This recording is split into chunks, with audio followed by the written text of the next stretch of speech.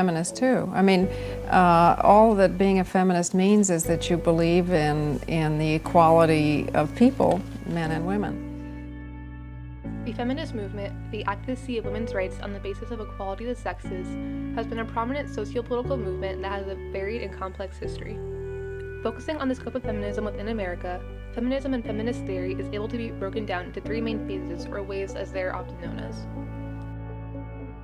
The initial, or first wave of feminism, took place in the late 19th and early 20th centuries, with its main goals to be to create opportunities for women in America, specifically in terms of getting women the right to vote, or suffrage.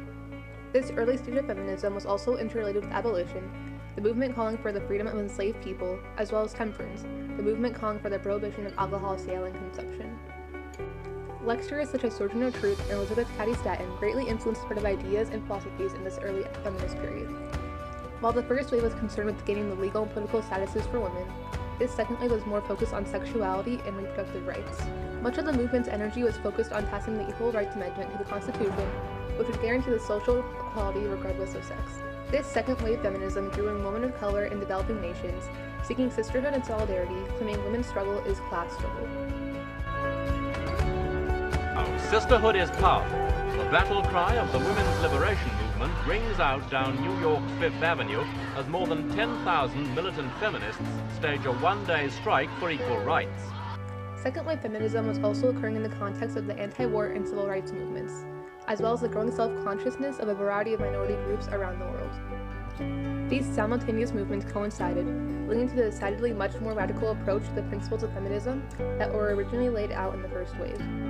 Third wave feminism began in the early 1990s, responding to perceived failures of the second wave and to backlash against second wave initiatives.